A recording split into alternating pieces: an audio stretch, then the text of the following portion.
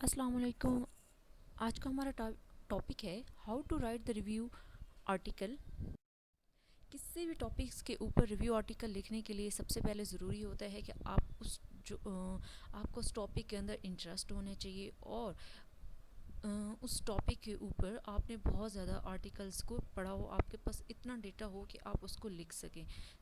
For example, अगर मैं लिखना चाहती हूँ, मैं देखना चाहती हूँ कि multi drug resistant pattern against salmonella typhi. ठीक है, साल्मोनेला क्या है? एक बैक्टीरिया है जो टाइफाइड काज करता है। उसके ऊपर उसको किल करने के लिए डिफरेंट एंटीबायोटिक्स इस्तेमाल की जाती हैं। तो उसको किल करने के लिए जो एंटीबायोटिक इस्तेमाल हो रही हैं वो क्या है? उसके अगेंस्ट रेजिस्टेंस शो हो रही है। तो उसकी क्या रीजंस हैं? ठीक है, उसके क्या क्रिटिकल्स पॉइंट हैं, क्या डायग्नोस्टिक में कोई मसला आ रहा है या कहाँ पे। तो आपको ये तमाम इंफॉर्मेशन कहाँ से मिलेंगी? रिव्यू रिसर्च पब्लिश जो आर्टिकल्स हैं वहाँ से। तो उसके ऊपर आपको इतनी कमांड हो जानी चाहिए ताकि आप जब रिव्यू आर्टिकल लिखना शुरू करें तो आपके लिए पास बहुत ज़्यादा नॉलेज हो। नेक्स्ट, मोस्टली स्टूडेंट्स का प्रॉब्लम आ रही है कि मैम ये रिव्यू आर्टिकल और रिसर्च का आर्टिकल्स एक ही चीज़ है, डिफरेंट है, क्या करें? तो बच्चे, जो रिव्यू आर्टिकल्स और रिसर्च आर्टिकल है वो डिफरेंट हैं। प्राइमरी जो रिसर्च आर्टिकल है वो प्राइमरी आर्टिकल्स होते हैं, उसमें हम प्राइमरी डेटा यूज़ करते हैं। फॉर एग्जांपल, आप एक टॉपिक लेते हैं, यही टॉपिक ले लेते हैं, multi drug resistance pattern against salmonella. तो आप इसके पहले टॉपिक लेते हैं, उसके ऊपर बहुत ज़्यादा रिसर्च करते हैं। उसके बाद आप प्रैक्टिकली लैब्स के अंदर उस प्रोसेस को कंडक्ट करते हैं। उस करने के बाद आप उसको डिफरेंट्स उसके जो पार्ट्स हैं, रिव्यू इंट्रोडक्शन लिखते हैं, अपने ऑब्जेक्टिव लिखते हैं, मेथड्स, रिजल्ट आपके जो आप लैब के अंदर परफॉर्म करते हैं उसको, और फिर डिस्कशन और कंक्लूजन आप एक थीसिस फॉर्म बनाते हैं। उसके उसके बाद आप एक रिसर्च आर्टिकल बनाते हैं, तो इस पब्लिश करवाते हैं। इससे रिसर्च आर्टिकल्स कहा जाता है। रिव्यू आर्टिकल क्या है? वो प्राइमरी डेटा होता है, प्राइमरी आर्टिकल्स होते हैं। इसके अंदर क्या होता है?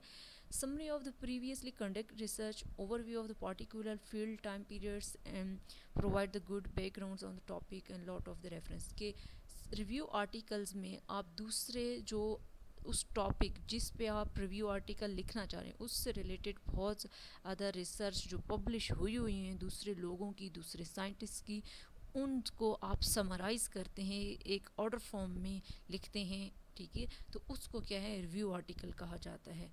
आई होप आपको डिफरेंस मालूम हो गया होगा। अगर आपको फिर भी नहीं समझ आई तो आप मुझे कमेंट्स बॉक्स में पूछ सकते हैं। What is the function of the review articles? क्या फंक्शन होते हैं आर्टिकल्स के? रिव्यू आर्टिकल्स से हम किस लिए लिख रहे होते हैं? To organise the literature, to evaluate the literature, to identify the pattern trend in the literature, to synthesise, to identify the research gap, recommend the new research area.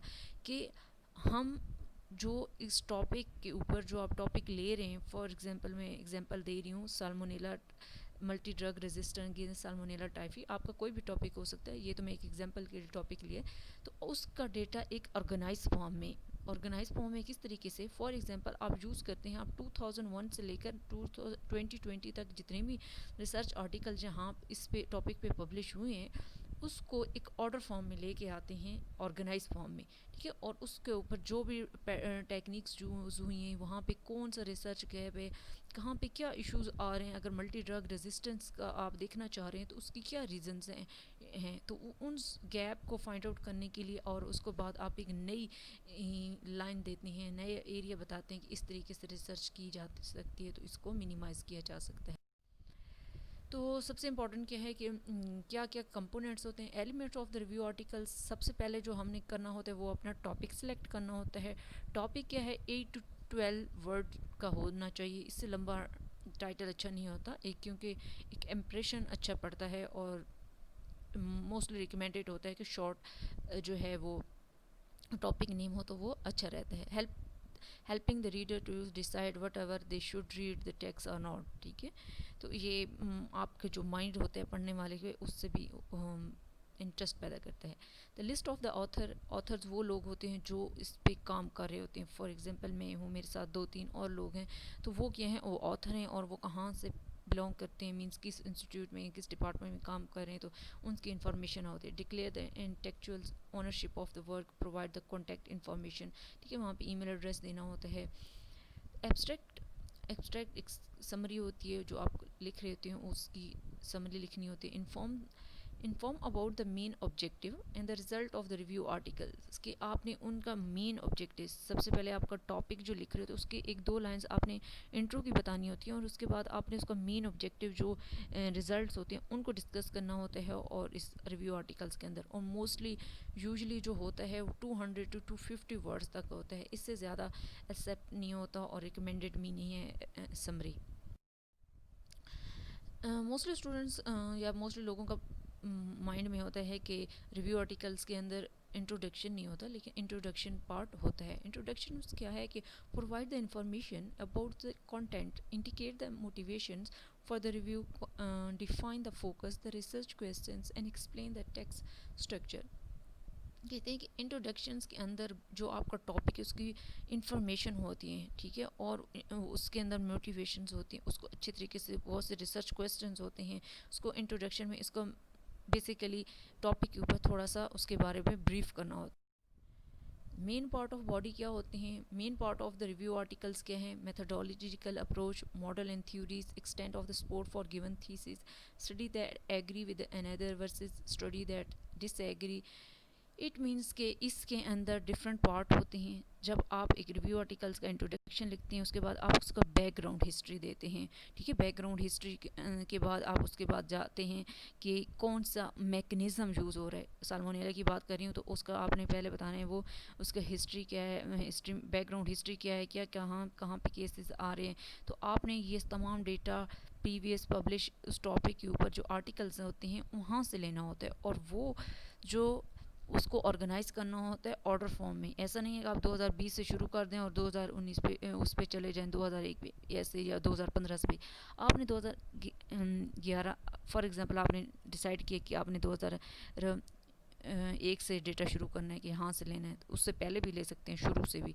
तो वहाँ से आपने शुरू किया है तो आप 2001 2 3 4 5 इस तरह प्रॉपर फॉर्म लिखना है। तो उसमें कौन से मेथड यूज़ के हुए थे, बैक्टीरिया के मैकेनिज़्म क्या है, किस तरीके से एक्ट कर एंटीबायोटिक्स एक्ट करती हैं, उसका रेजिस्टेंस आ रही है तो क्या रीज़न है। फॉर एग्जांपल सेल्फ मेडिकेशन हो रही है जिसकी वजह से रेजिस्टेंस आ रही है, म्यूटेशंस हो रही हैं, मॉडिफिकेशन आ रही हैं, कुछ ना कुछ ये चेंजेस हैं। आपने इन पॉइंट्स को हाईलाइट करना होता है, जो लिमिटेशन और जो पॉइंट्स होते हैं जिनकी वजह से उनको आपने हाईलाइट करना होता है। क्योंकि जब आपका जो आप इसका अगला इस रिव्यू आर्टिकल्स को आप पब्लिश करवाते हैं तो उसमें जो पढ़ने वाला होता है तो उसको इंटरेस्ट डेवलप होता है कि ये लिमिटेशंस और ये पॉइंट्स हाईलाइट हुए तो इसके आगे इसकी सॉल्यूशंस भी होंगे। तो इसलिए उसके बाद आपने उसके लिए आपका मैकेनिज़्म आ गया, आपका साल्मोनेला, उसके बाद आपके क्या है रेजिस्टेंस आ रही है, कौन सी टेक्निक यूज़ हो रही है या क्यों डिले हो रहे हैं रिजल्ट, या क्यों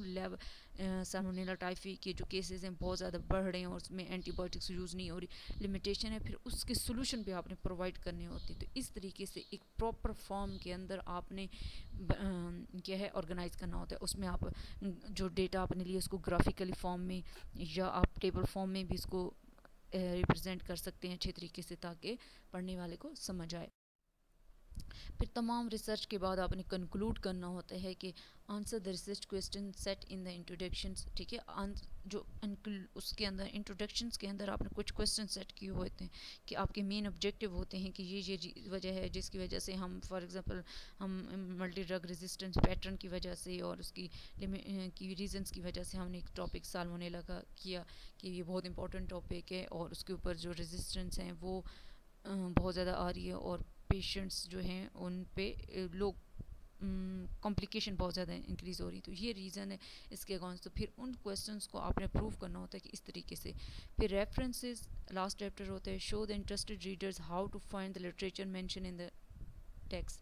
तो जो आपने रीडर्स के लिए भी शो करना होता है कि आपने कितना ज़्यादा लिटरेचर पढ़ा है, ठीक है, और उससे जो है आपने इस रिव्यू आर्टिकल लिखा है। तो मोस्टली मैक्सिमम जो है 50 to 100 204 जितने भी आप लिख सकते हैं, लेकिन मिनिमम जो है 50 प्लस होने चाहिए आपके जिन पेपर जिससे आपने डेटा है।